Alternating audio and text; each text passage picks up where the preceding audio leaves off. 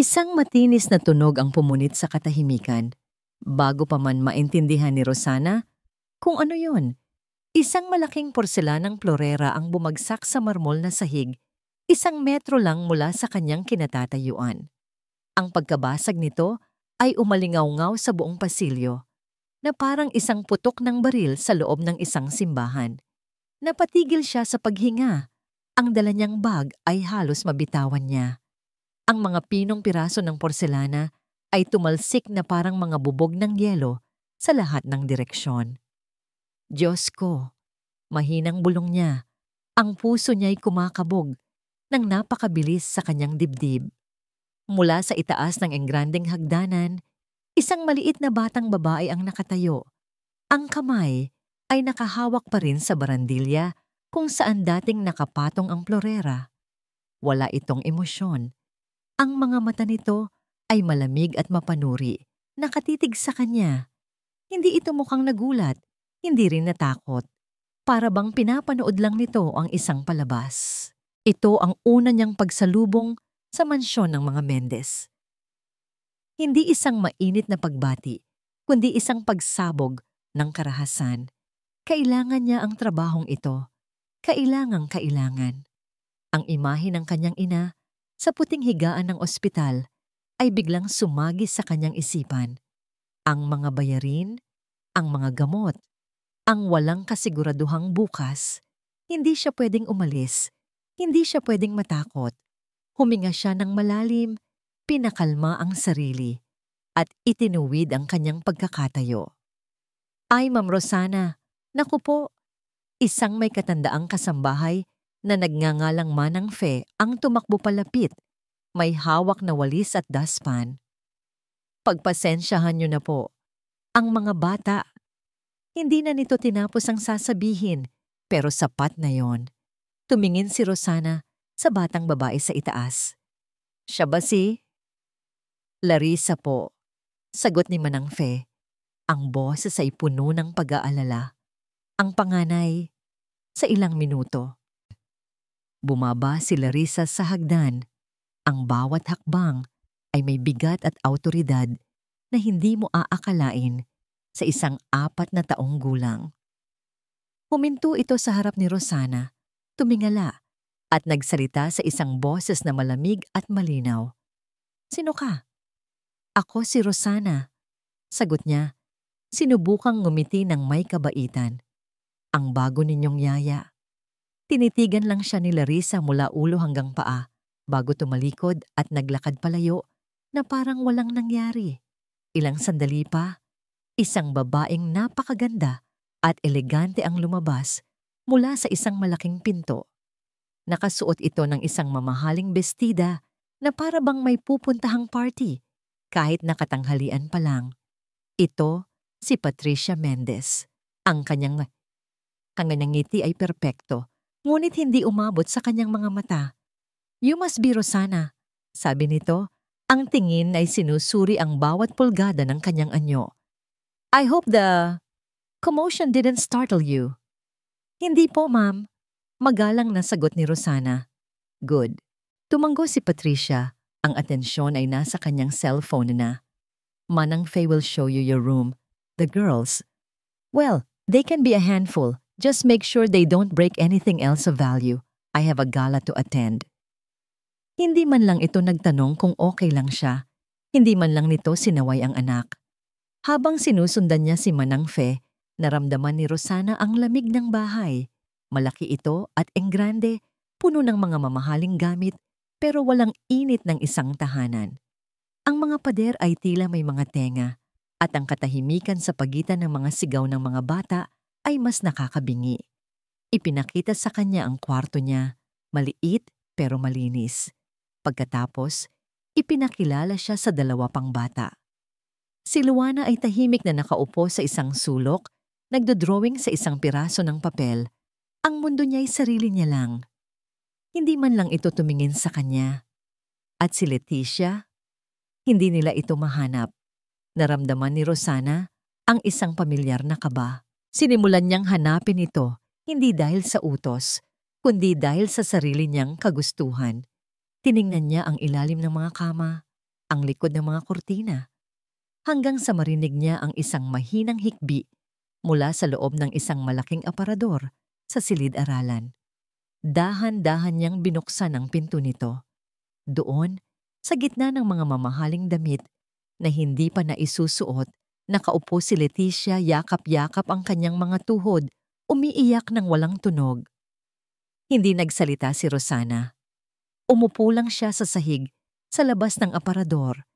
Isinandal ang likod sa pinto nito at nagsimulang kumanta ng isang lumang oyayi na itinuro sa kanya ng kanyang ina. Mahina lang, sapat lang para marinig. Hindi niya alam kung gaano siya katagal na naroon. Unti-unti, humina ang mga hikbi sa loob ng aparador. Pagkaraan ng ilang minuto, isang maliit na kamay ang maingat na nagbukas ng pinto. Sumilip si Leticia, ang mga mata ay namumugto, pero puno ng pagtataka. Sa sandaling iyon, isang anino ang dumaan sa pasilyo. Isang matangkad na lalaki na abala sa kausap sa kanyang cellphone. Ito si Eduardo Mendez. Dumiretso lang ito ng lakad. Hindi lumingon. Hindi tumigil. Isang mabilis na sir lang ang nasabi ni Rosana, ngunit hindi man lang ito narinig. Para siyang hangin na dumaan. Gabi na nang matapos ang lahat. Ang tatlong bata ay nasa kani-kanilang kama na.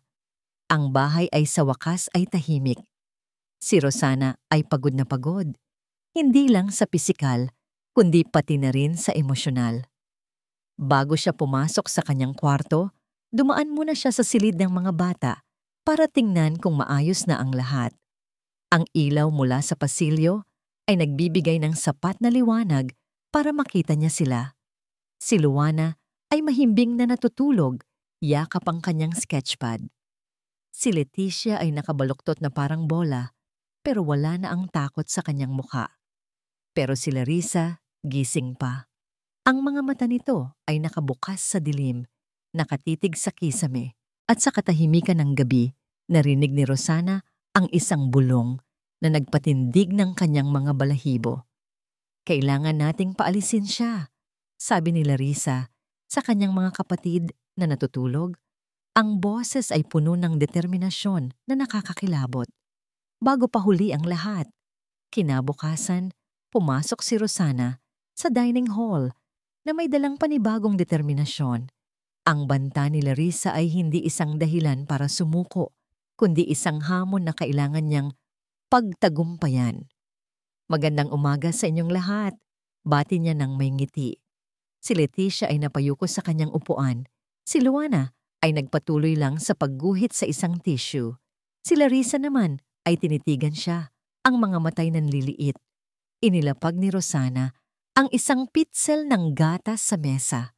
Habang nagsasalin siya sa baso ni Larissa, biglang ikinilos ng bata ang siko nito.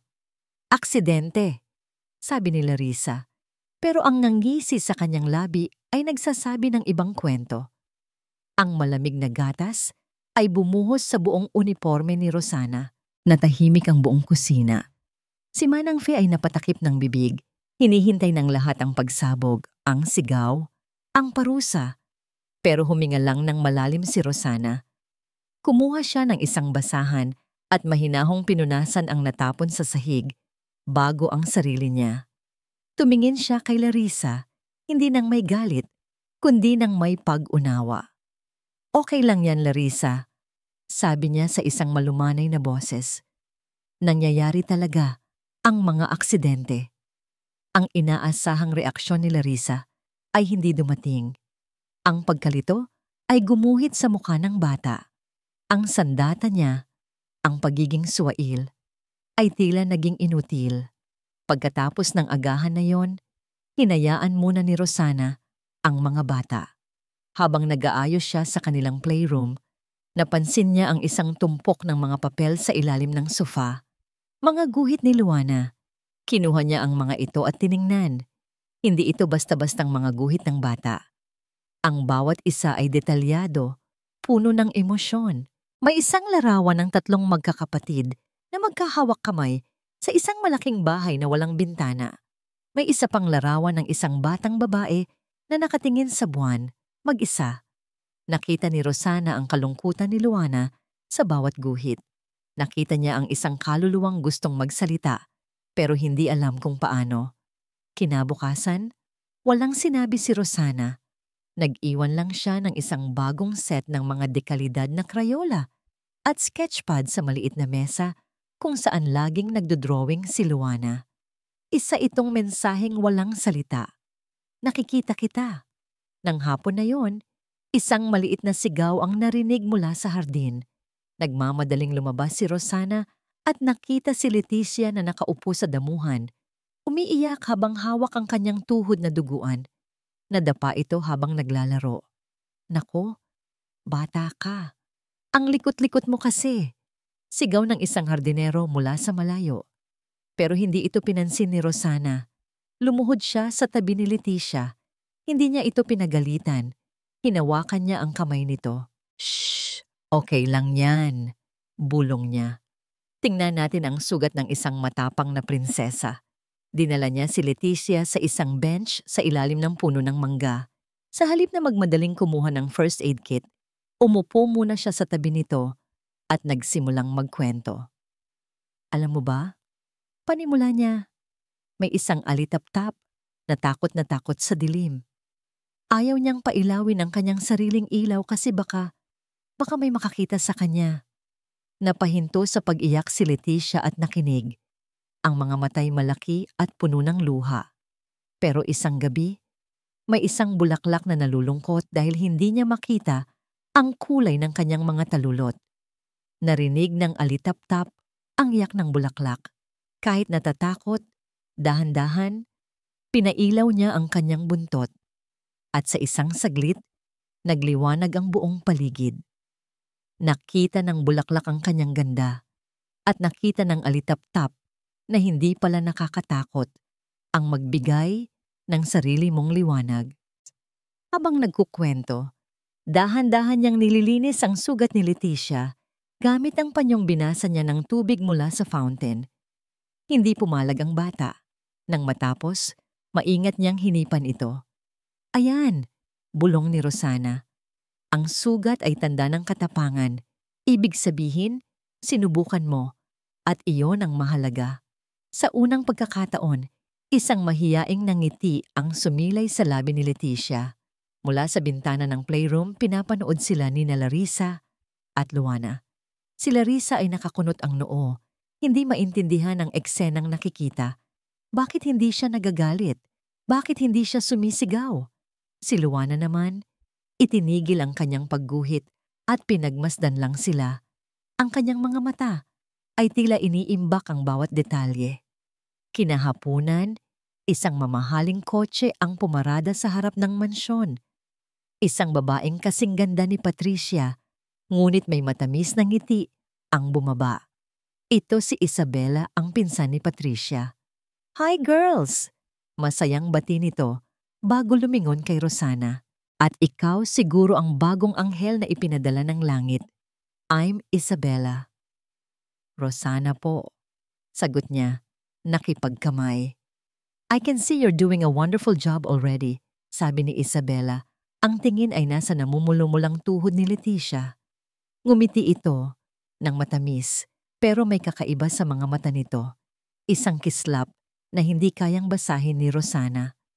By the way, taga saan ka nga pala ulit, Rosana? Your face looks so familiar. Ang tanong ay simple, pero para kay Rosana, ito'y parang isang matulis na bagay na tumusok sa kanyang dibdib. Taga Laguna po, ma'am. Ah, Laguna, sabi ni Isabela. Tumatango-tango na parang may inaalala. Maganda roon. Tumalikod na ito at pumasok sa loob ng bahay para hanapin si Patricia. Iniwan si Rosana na may malamig na pakiramdam na gumagapang sa kanyang likuran. Gabi na nang bumalik ang katahimikan sa mansyon. Pagod na humiga si Rosana sa kanyang kama, iniisip ang mga nangyari sa maghapon. Ang galit ni Larissa, ang hiya ni Leticia, ang tahimik na mundo ni Luana, at ang kakaibang tanong ni Isabela. Napatayo siya nang may maramdamang isang bagay na isinilid sa ilalim ng kanyang pinto. Lumapit siya at pinulot ito. Isang maliit na papel na nakatupi. Binuksan niya ito. Isa itong guhit. Isang malaking babae na nakangiti. Hawak ang mga kamay ng tatlong maliliit na batang babae. Silang apat ay nakatayo sa ilalim ng isang araw na may masayang mukha. Naramdaman ni Rosana ang pag-init ng kanyang mga mata. Ito ang pinakamagandang bagay na nakita niya sa buong buhay niya. Galing ito kay Luana. Isang yakap na iginuhit sa papel. Niyakap niya ang maliit na piraso ng papel at isang butil ng luha ang pumatak dito. Sa wakas, isang koneksyon, isang sinag ng pag-asa. Pero habang tinititigan niyang muli ang larawan, napansin niya ang isang bagay sa sulok nito. Malapit sa gilid ng papel. Isang maliit na marka. Isang anino. Isang madilim na hugis na parang isang tao. Nakatayo sa malayo, pinapanood silang apat. Kararating lang ni Patricia mula sa isang hapon ng pamimili. Ang mga paper bag mula sa mga mamahaling butik ay nakakalat sa sahig ng kanyang walk-in closet. Ngunit ang karaniwang kasiyahan na dulot ng mga bagong damit at alahas ay hindi niya maramdaman ngayon. May ingay sa labas. Pero hindi ito ang ingay na sanay na siya. Ang ingay ng basag na gamit, ng pag-iyak, ng sigawan. Ang naririnig niya ay tawanan. Sumilip siya sa bintana ng kanyang silid na natatanaw ang malawak na hardin. At doon, nakikita niya ang isang eksenang parang kinuha sa isang perpektong patalastas sa telebisyon. Si Rosana, nakaupo sa damuhan, habang ang tatlo niyang anak ay masayang naglalaro sa paligid nito. Si Larissa ay tumatawa ng malakas habang hinahabol ang isang paru-paro. Si Luana ay nakangiting nagpapakita ng kanyang drawing kay Rosana. Maging si Leticia, ang laging takot niyang si Leticia, ay may hawak na bulaklak at sinusubukang ilagay ito sa buhok ng kanilang yaya. Para silang isang tunay na pamilya, isang masayang pamilya. At si Patricia ay nasa labas, nakatingin mula sa bintana ng kanyang malamig na silid. Isang kirot ang biglang kumalat sa kanyang dibdib. Isang kirot na mas matindi pa sa kahit anong sakit ng ulo. Bakit hindi ganyan ang mga anak niya sa kanya? Ano ang mayroon ng babaeng ito na wala siya? Pinipilit niyang ngumiti. Isang maskarang isinusuot niya araw-araw. Pero pakiramdam niya ay unti-unti itong nabibitak. Tumunog ang kanyang cellphone. Si Isabela, ang kanyang pinsan at nag-iisang kakampi sa mundong ito. Hello, Pat. Masayang bati nito sa kabilang linya. Bel? Sagot niya. Sinubukang pasiglahin ang boses. Kamusta ang bagong yaya? I heard from Manang Fena, she's a miracle worker daw. She's fine, sabi ni Patricia. Ang mga mata ay nakatitig pa rin sa hardin. Masyadong fine. Natawa si Isabela. Isang tawang matamis pero may pahiwatig. Nako, pinsan. Ganyan talaga. Minsan, kailangan nating mag-ingat sa mga taong masyadong perpekto. You know, that Rosana, hindi talaga maalis sa isip ko. Parang nakita ko na siya dati. Mayroon siyang isang pamilyar na aura. Ano ang ibig mong sabihin? Tanong ni Patricia, na paupo sa gilid ng kanyang kama. Wala naman. Baka guni-guni ko lang, sabi ni Isabela. Anyway, just be careful, okay? Minsan, ang mga anghel ay may tinatagong sungay. Pagkatapos ng tawag, mas lalong bumigat ang pakiramdam ni Patricia. Ang mga salita ni Isabela ay parang lason na unti-unting kumakalat sa kanyang isipan. Nang gabing iyon, sa isang pambihirang pagkakataon, sabay-sabay silang naghapunan. Si Eduardo ay umuwi ng maaga. Ang mahabang lamesa ay tila isang malawak na karagatan na naghihiwalay sa kanilang lahat. Tahimik. Tanging ang tunog ng mga kubyertos ang maririnig. Manang Fe, biglang sabi ni Eduardo na ikinagulat ng lahat. Masarap itong adobo. Sino ang nagluto? Si Rosana po, sir. Sagot ng matandang kasambahay. Tumango si Eduardo, kumuha ulit ng kanin. May kakaibang sarap. Parang pamilyar. Matagal ko nang hindi natitikman ng ganitong luto. Sa isang iglap, nabitawan ni Patricia ang kanyang tinidor. Lumikha ito ng isang matinis na tunog nang tumama sa kanyang plato. Ang lahat ay napatingin sa kanya. Ngumiti lang siya ng pilit. Sorry, nadulas lang sa kamay ko. Pero sa loob niya, isang bagyo ang nabubuo. Pamilyar. Ang salitang iyon. Ang salitang ginamit ni Isabela at ngayon, ang salitang ginamit ng sarili niyang asawa. Ang nakaraan ni Eduardo na hindi niya lubusang kilala. Hindi na niya tinapos ang kanyang pagkain. Kinagabihan, habang si Rosana ay abala sa pagpapatulog sa mga bata, hindi na napigilan ni Patricia ang sarili. Ang pagdududa ay parang isang apoy na tumutupok sa kanya. Dahan-dahan na parang isang magnanakaw sa sarili niyang pamamahay, pumasok siya sa kwarto ni Rosana. Ano ang hinahanap niya? Hindi niya alam. Isang bagay. Isang kahit anong bagay na magpapatunay sa kanyang mga hinala. Binuksan niya ang isang drawer, mga damit na nakatupi ng maayos. Sa ilalim nito, isang lumang wallet. Nanginginig ang mga kamay niya habang kinukuha ito. Mali ito. Alam niyang mali ito. Pero hindi niya mapigilan. Binuksan niya ang wallet. Walang gaanong laman. Kaunting pera, isang resibo, at isang maliit na litrato nakatalikod. Huminga siya ng malalim at dahan-dahan, itinaob niya ang litrato. Isang batang babae ang nasa larawan, mas bata ng ilang taon, pero walang duda. Kamukhang-kamukha ito ni Rosana.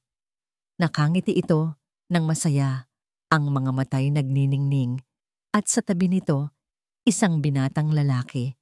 Ang gupit ng buhok, ang tindig, ang panga. Kahit nakatagilid ito sa kamera, kilalang-kilala niya ang lalaking iyon. Isang mas batang bersyon ni Eduardo. Ang hangin ay tila naubos sa kanyang mga baga. Ang mamahaling alpombra sa ilalim ng kanyang mga paa ay parang biglang naging kumunoy. Ang tibok ng kanyang puso, na kanina lang ay kumakarera, ay tila biglang huminto.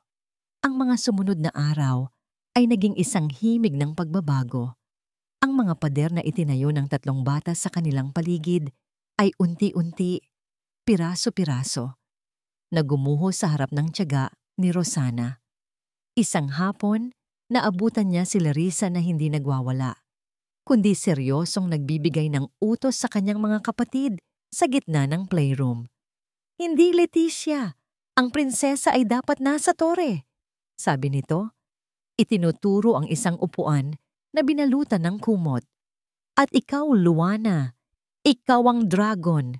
Huminga ka ng apoy. Nagulat si Rosana, ngunit itinago niya ito sa isang ngawang ngiti. Si Larissa, ang batang laging sumisira, ay ngayon ang direktor ng kanilang sariling munting dula-dulaan. Ang pagiging dominante nito, na dati ginagamit sa paninira, ay nagiging isang anyo ng pamumuno. Umupo lang si Rosana sa isang sulok at nanood, ang tanging audience ng kanilang obra. Nang matapos ang palabas, sabay-sabay silang lumingon sa kanya, nag-aabang ng reaksyon. Pumalakpak siya ng malakas. Ang galing! Sabi niya. Oscar-worthy performance! Ang nangiti sa mukha ni Larissa ay isang tropeyo na mas mahalaga pa sa kahit anong ginto. Habang si Larissa ay natututong bumuo, si Luana naman ay lalong lumalalim sa kanyang mundo ng mga kulay. Isang araw, nakita ni Rosana ang ginuguhit nito. Isang larawan niya ni Rosana na nakangiti habang inaayos ang buhok ni Leticia. Ang detalye, ang emosyon sa bawat linya ay humanga sa kanya. May isang anunsyo sa dyaryo tungkol sa isang pambatang art contest. Lingid sa kaalaman ng lahat, kumuha si Rosana ng litrato ng drawing ni Luana at ipinadala ito online. Hindi siya umaasa na manalo. Ang gusto lang niya ay maramdaman ni Luana na ang kanyang talento ay karapat-dapat makita ng mundo. Ngunit habang ang mga pader ng mga bata ay bumabagsak, isang bagong pader naman ang itinayo. isang pader na yari sa yelo. At ito ang pader ni Patricia. Nararamdaman ito ni Rosana sa bawat sandali. Ang matatalim na tingin ni Patricia kapag siya'y nakatalikod. Ang biglaang pagtahimik nito kapag pumapasok siya sa isang silid. Ang mga tanong na tila simple pero puno ng pahiwatig. Saan ka ba talaga lumaki sa Laguna, Rosana? Maliit lang ba ang lugar ninyo doon? May mga kamag-anak ka pa ba doon bukod sa nanay mo? Isang araw, nilapitan siya ni Manang Fe sa kusina. Ang mukha'y puno ng pag-aalala. Rosana, Ija, bulong nito. Nagtanong ulit si Ma'am sa ahensya. Tiningnan ulit ang lahat ng papeles mo. Mag-iingat ka. Kinumpirma nito ang kanyang takot. Minamanmanan siya. Bawat kilos niya ay tinitimbang at hindi niya alam kung bakit. Isang gabi, nagkasalubong sila ni Eduardo sa pasilyo. Galing ito sa opisina. Mukhang pagod. Sir, magandang gabi po. Bati ni Rosana. Huminto si Eduardo. Isang bagay na bihira niyang gawin. Tumingin ito sa kanya. At sa unang pagkakataon, hindi lang siya tiningnan bilang isang kasambahay. Rosana, sabi nito. Isang pagod na ngiti ang sumilay sa kanyang labi. I just want to say, thank you. I hear them laughing more often now. Masayay naman po talagang mga bata, sir. Sagot niya.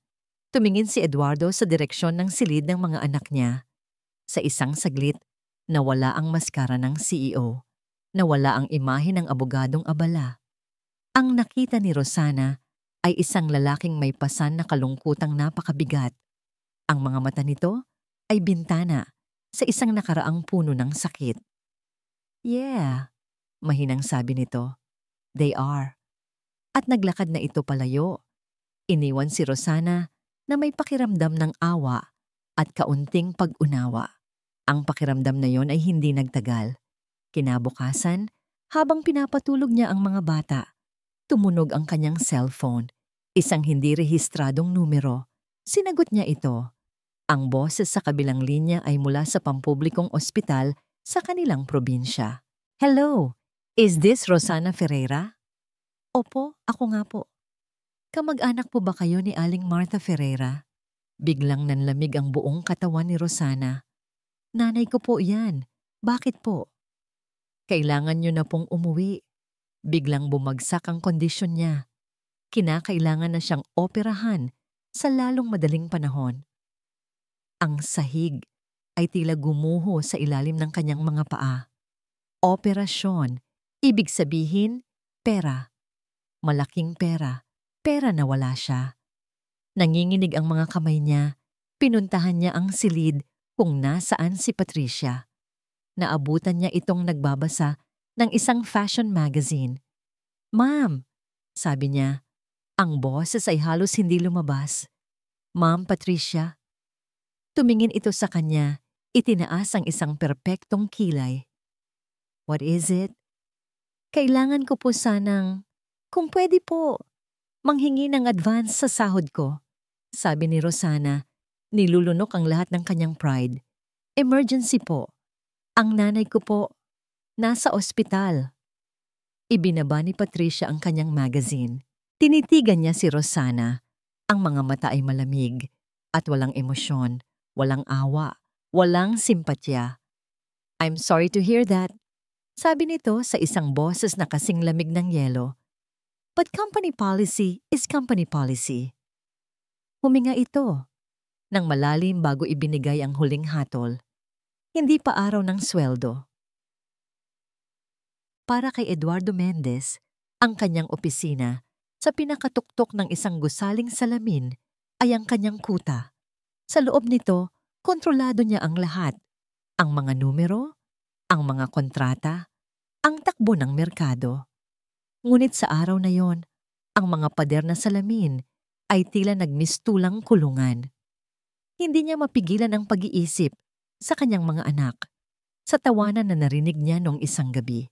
Isang tunog na matagal nang nawala sa kanyang tahanan. Isang bagay ang nag-udyok sa kanya. Sa unang pagkakataon, sa loob ng maraming taon, Umuwi siya nang hindi pa madilim ang langit. Pagpasok niya sa mansyon, isang hindi inaasahang katahimikan ang sumalubong sa kanya. Karaniwan, may maririnig siyang sigaw o basag na gamit. Ngayon, wala. Narinig niya ang isang mahinang hikbi mula sa kusina. Sinundan niya ang tunog. Doon, nakita niya si Rosana, nakaupo sa isang bangko. Ang mukha ay nakasubsob sa kanyang mga palad. Ang balikat nito ay nanginginig sa bawat pigil na pag-iyak. Nakalimutan na nito ang lahat, maging ang pagiging maingat. Ang tanging naroon ay ang dalisay na sakit ng isang anak na nag-aalala para sa kanyang ina.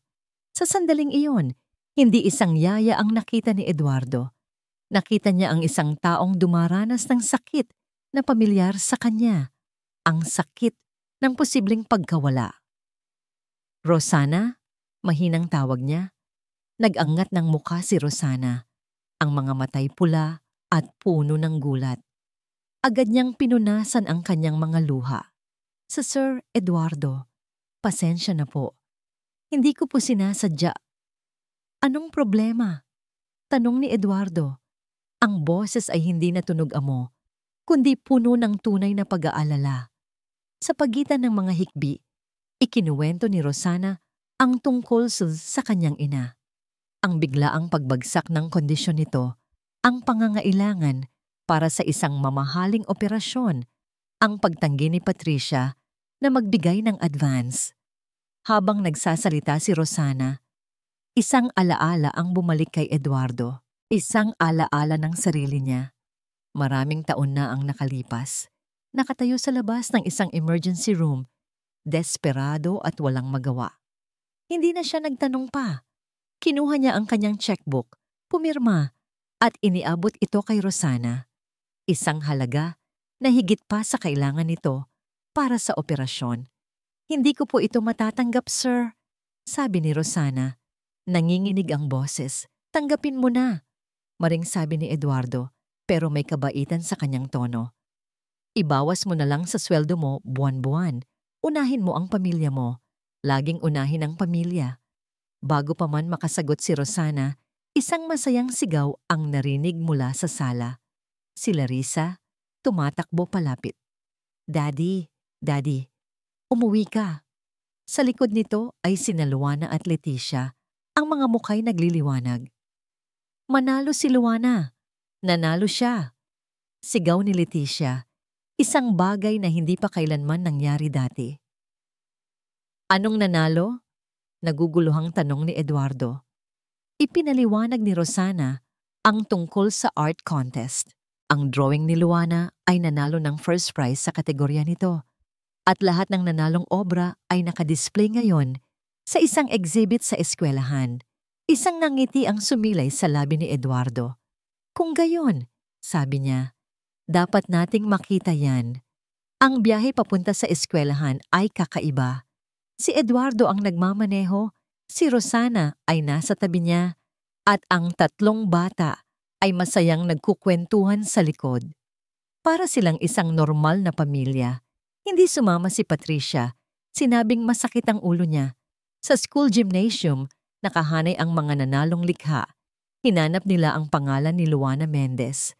At doon, sa gitna ng pader, nakasabit ang kanyang obra.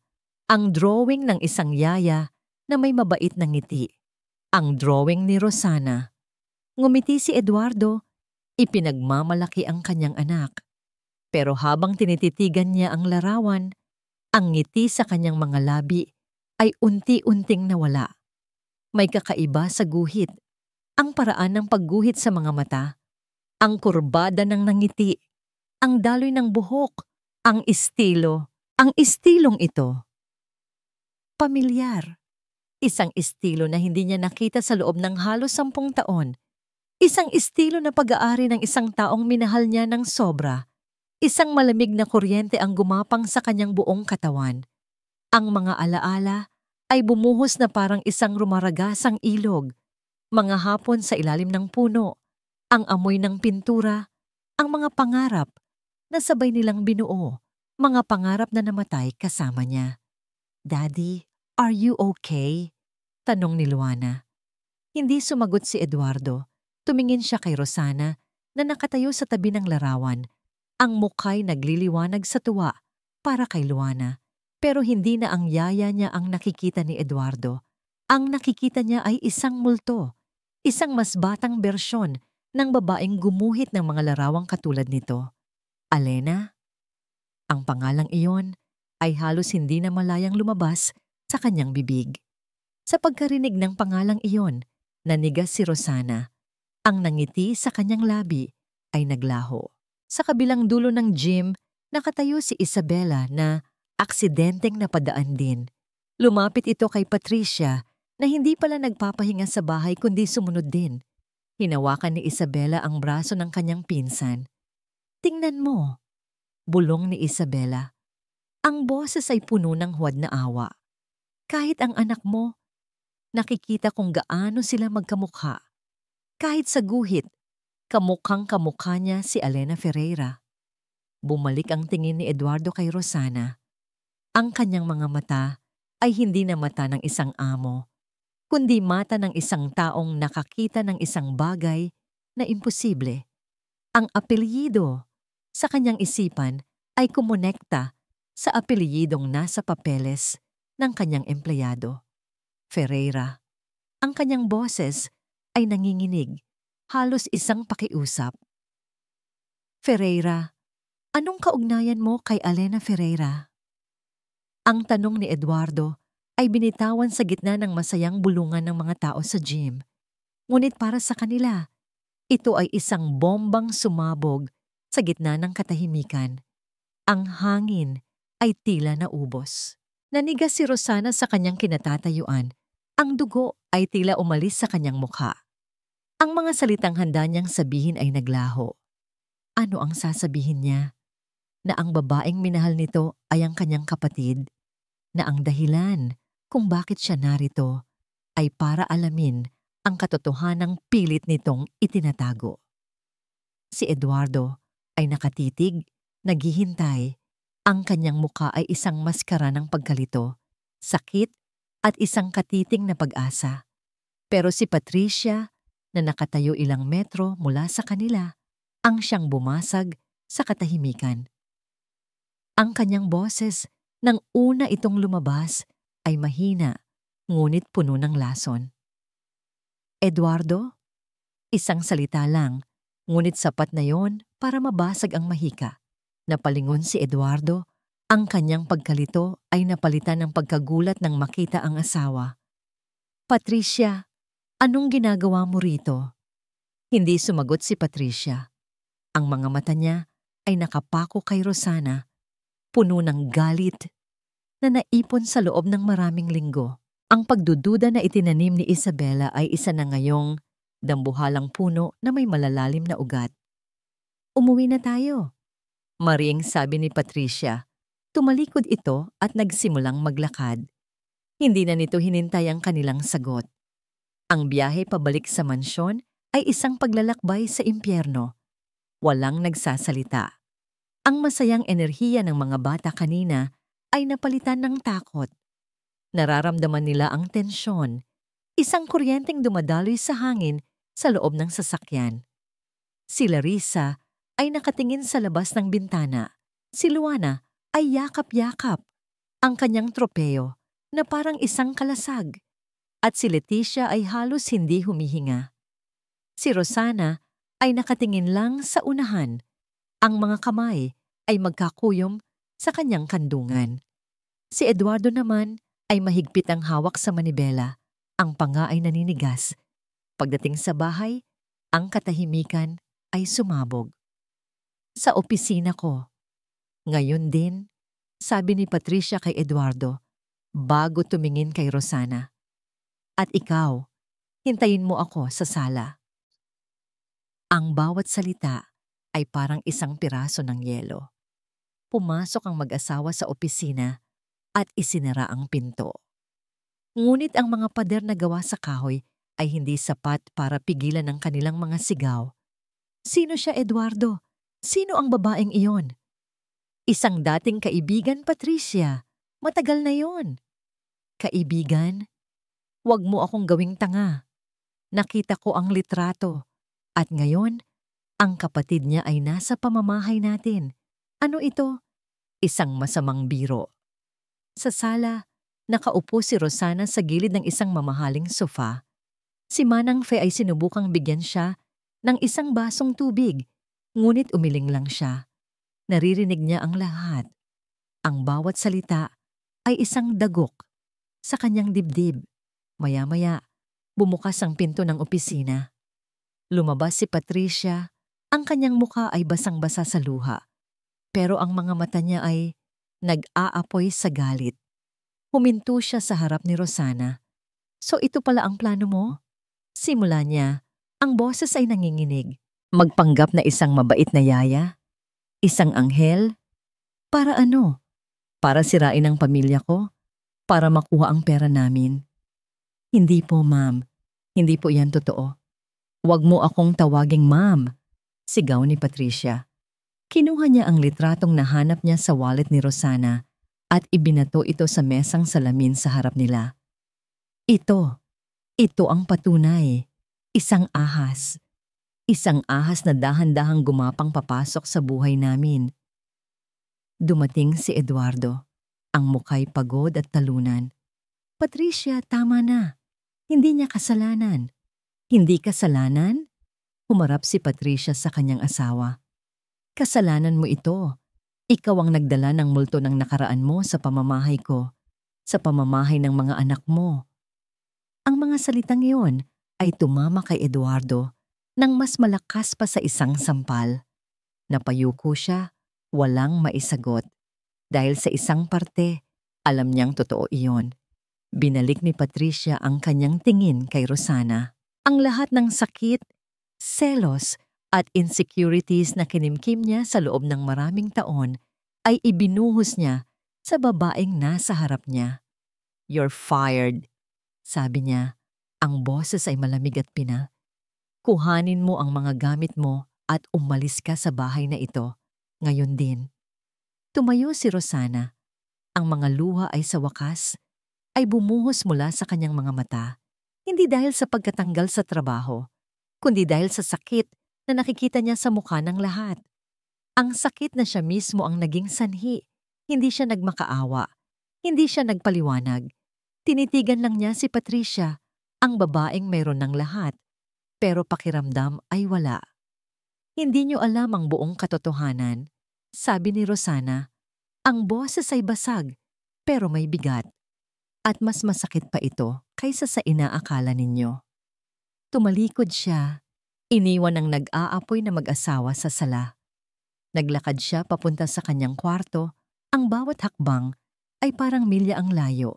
Pumasok siya, isinara ang pinto, at sinimulan niyang kunin ang kanyang mga damit mula sa aparador.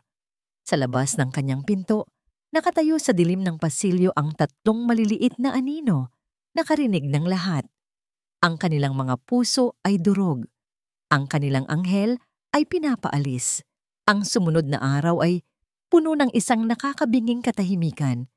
Si Rosana ay nanatili sa kanyang silid, nag-aayos ng kanyang mga gamit. Ang mga bata ay hindi lumabas ng kanilang playroom. Ang mansyon ng mga Mendez ay naging isang malaking puntod, ngunit hindi pa siya pinayagang umalis ni Patricia. May malaking charity ball dito sa bahay mamayang gabi, sabi ni Patricia sa pamamagitan ng nakasarang pinto. Ang boses ay malamig at walang emosyon. Maraming bisita. Kailangan ko ang lahat ng tulong. Pagkatapos ng party, pwede ka nang lumayas. Ito ay hindi isang pakiusap. Ito ay isang huling parusa.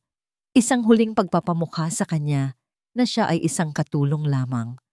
Walang nagawa si Rosana, kundi pumayag. Nang dumating ang gabi, ang malamig na mansyon ay nagbago. Napuno ito ng mga taong nakasuot ng mga mamahaling damit at alahas, mga peking ngiti, at mga bulungan sa likod ng mga pamaypay. Ang bawat isa ay may suot na maskara, hindi lang sa pisikal, kundi pati na rin sa emosyonal. Si Rosana ay gumalaw sa gitna nila na parang isang anino. Nagsisilbi ng inumin, Nag-aayos ng mga pagkain.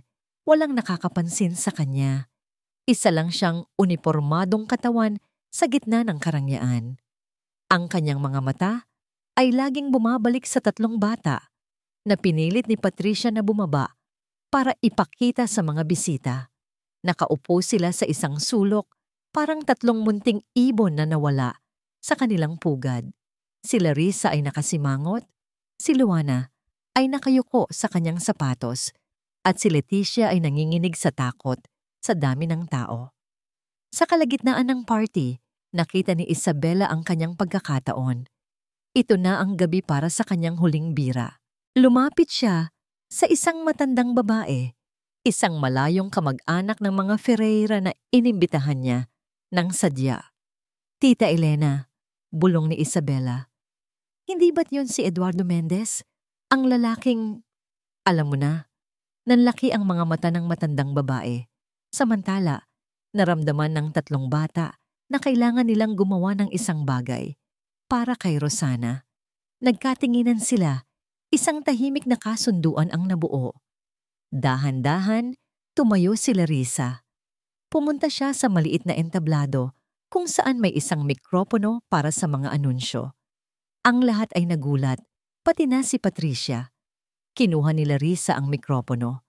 Sa likod niya, si Luana ay may hawak na isang malaking drawing, isang larawan ng kanilang pamilya, kasama si Rosana. At sa tabi nila, si Leticia. Hawak-hawak ang kamay ng kanyang mga kapatid, hindi na nanginginig. "Good evening," sabi ni Larissa. Ang kanyang munting boses ay umalingaw-ngaw sa buong hall. We just want to say thank you to our Yaya Rosana. She taught us how to be brave."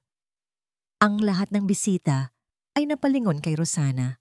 Sa isang iglap, siya ang naging sentro ng atensyon. Ang kanyang puso ay kumabog ng mabilis. At sa sandaling iyon, isinagawa ni Isabela ang kanyang plano. Eduardo Mendez, isang malakas na boses, ang pumunit sa atensyon ng lahat. Ang matandang babae, si Tita Elena, ay lumakad palapit. Ang mukha ay puno ng galit na naipon sa loob ng isang dekada. Tinuro niya si Rosana. "At ikaw, walang hiya kang bata ka. Nagtatrabaho ka para sa lalaking pumatay sa kapatid mo?" Isang malakas na gasp ang narinig mula sa mga bisita. Ang bulungan ay naging isang malakas na ugong. "Anong sinasabi ninyo?" tanong ni Patricia. Nalilito. "Hindi mo alam." Tumawa ang matanda ng walang saya. "Ang Alena Ferreira na laging bukang-bibig ng asawa mo at ang babaeng iyan," dinuro niya ulit si Rosana, "ay magkapatid. At si Alena, namatay siya sa isang aksidente sa sasakyan habang buntis. Buntis sa anak ng lalaking iyan." Ang pagsisiwalat ay parang isang kidlat na tumama sa gitna ng party. Ang ingay ay biglang nawala. Ang tanging maririnig ay ang pagbagsak ng isang baso ng champagne mula sa kamay ni Patricia. Ang lahat ng mga maskara ay bumagsak. Si Eduardo ay napapikit. Ang bigat ng kanyang kasalanan ay bumagsak sa kanya ng sabay-sabay.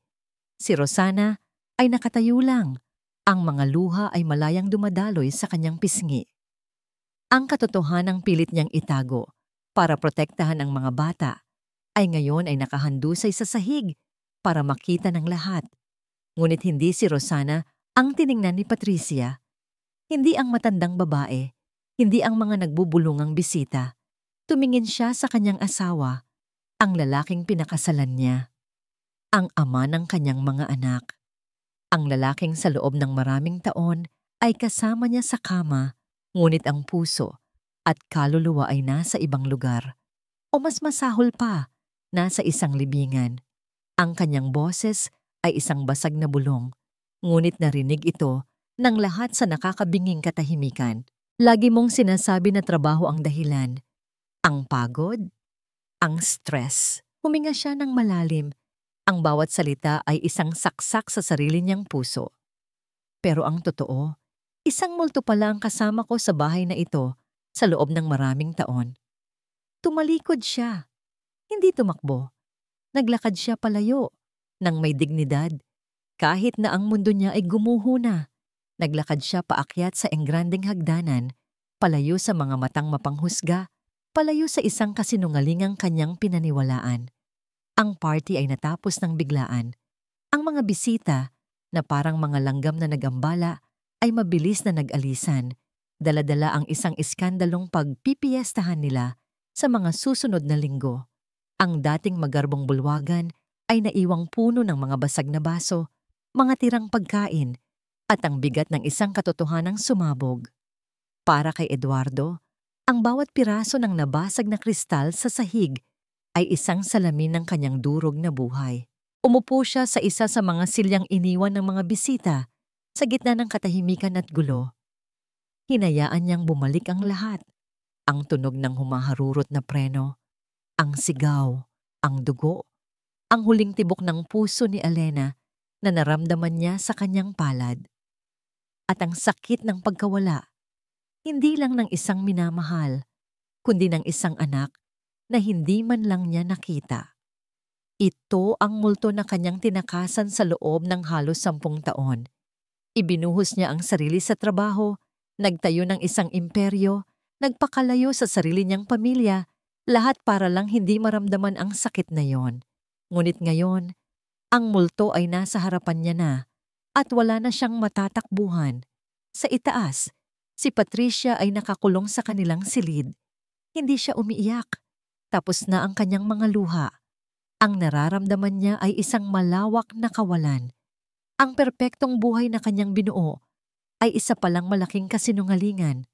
Ang pagmamahal na inaakala niyang sa kanya ay pag-aari pala ng isang alaala. Sa kabilang dulo ng pasilyo, tapos nang mag-impake si Rosana.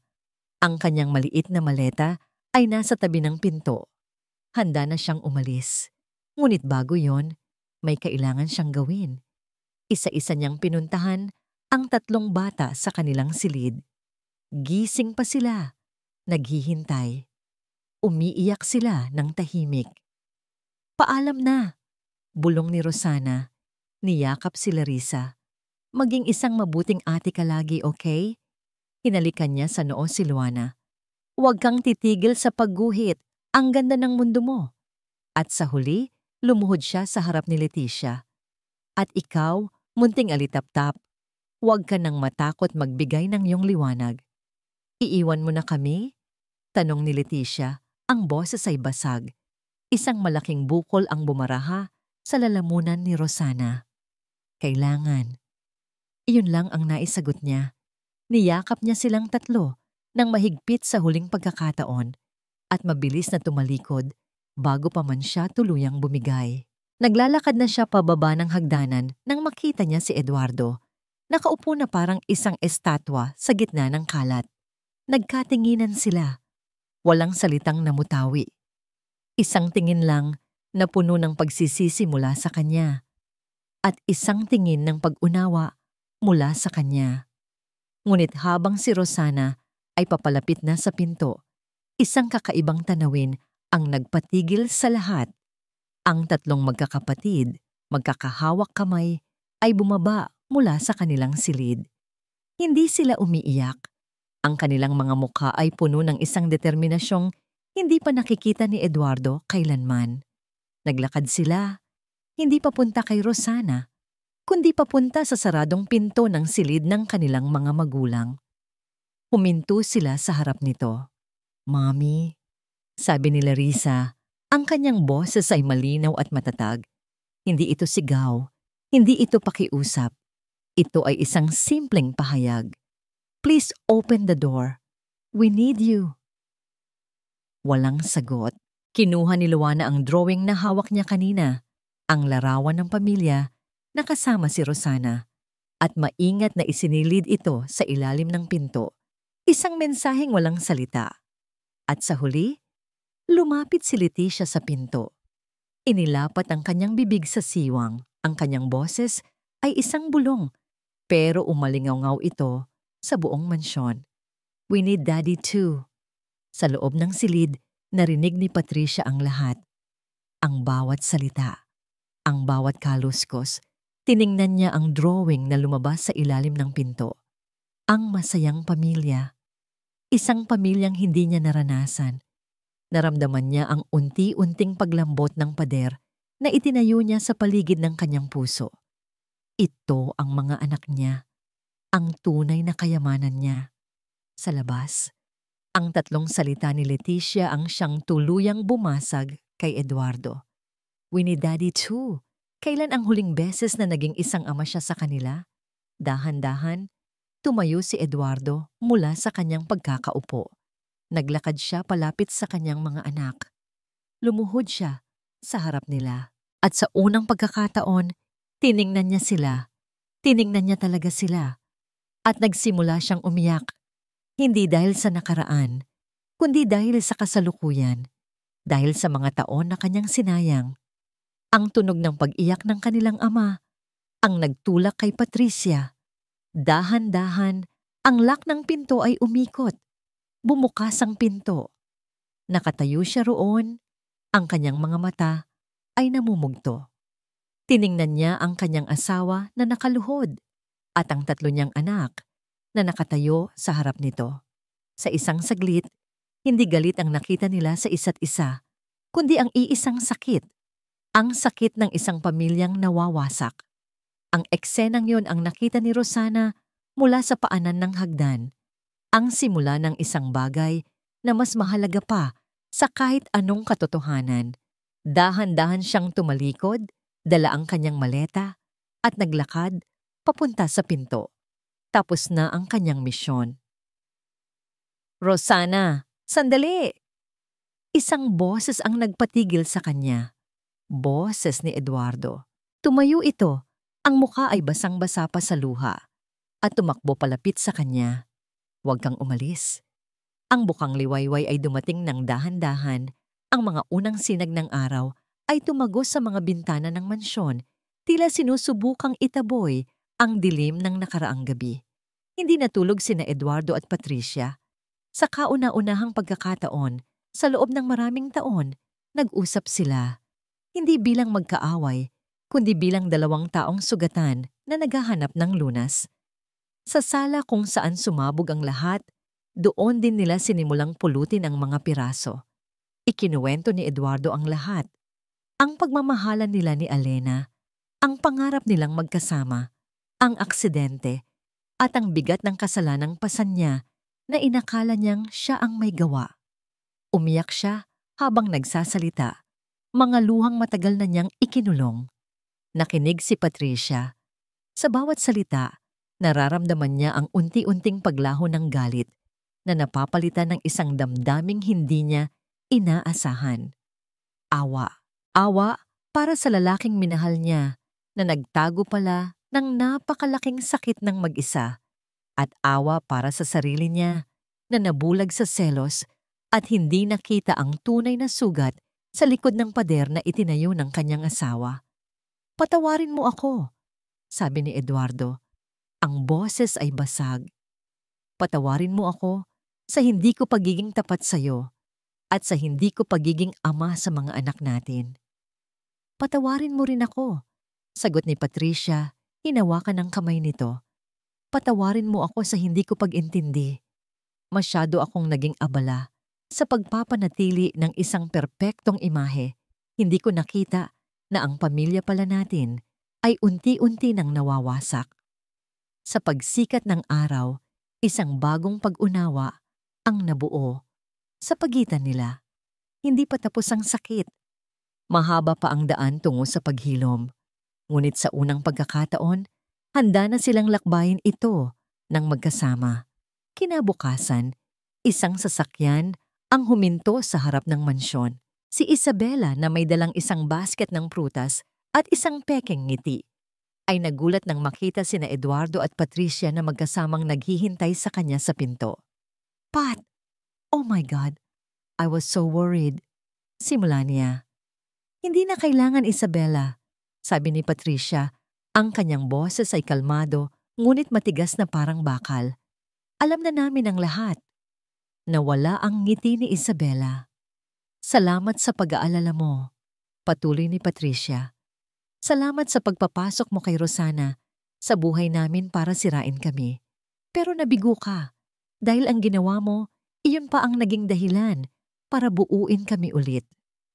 Kinuha ni Eduardo ang cellphone niya at ipinakita kay Isabela ang isang text message mula sa Tita Elena na umamin na si Isabela ang nag-udyok sa kanya na gumawa ng eksena. "Huwag ka nang magpapakita sa amin, kahit kailan," sabi ni Eduardo. Walang nagawa si Isabela kundi tumalikod. Ang kanyang maskara ay tuluyan ng bumagsak. Iniiwan ang pamilyang sinubukan niyang wasakin na ngayon ay mas buo pa kaysa dati. Pagkatapos noon, pinuntahan nilang dalawa si Rosana sa kanyang silid.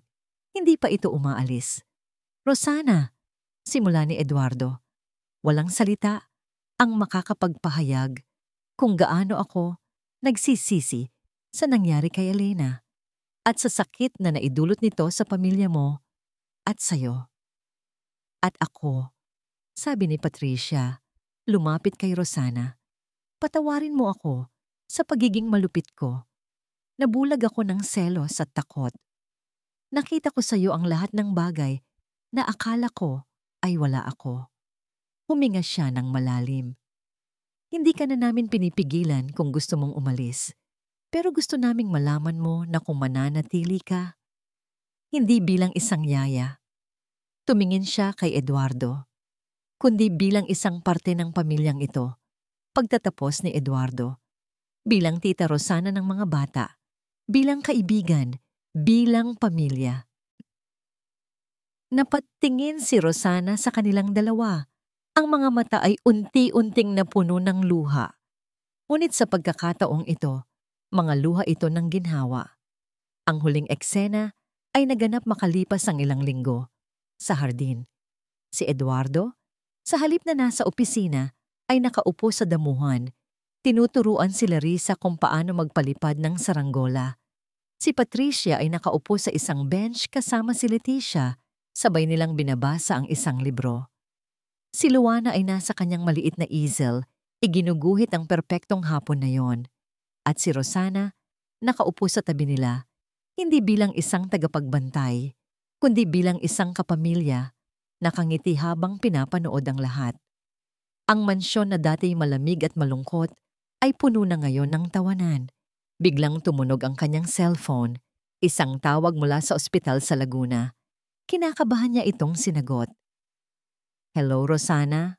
sabi ng doktor sa kabilang linya. "May maganda akong balita. Nag-respond ng mabuti sa operasyon ng nanay mo. Stable na siya at nasa recovery room na." Isang malaking hininga ng pasasalamat ang pinakawalan ni Rosana. Tumingala siya sa langit, nagpapasalamat. Pagbaba niya ng kanyang tingin, nakita niya ang buong pamilya Mendez na nakangiti sa kanya, nag-aabang. Ibinaba niya ang telepono at isang nangiti ang sumilay sa kanyang mga labi. Isang tunay, payapang nangiti. Sa wakas, pagkatapos ng mahabang panahon ng pagtakbo at pagtatago, naramdaman niya ang isang bagay na matagal na niyang hinahanap. Pakiramdam niya, nakauwi na siya.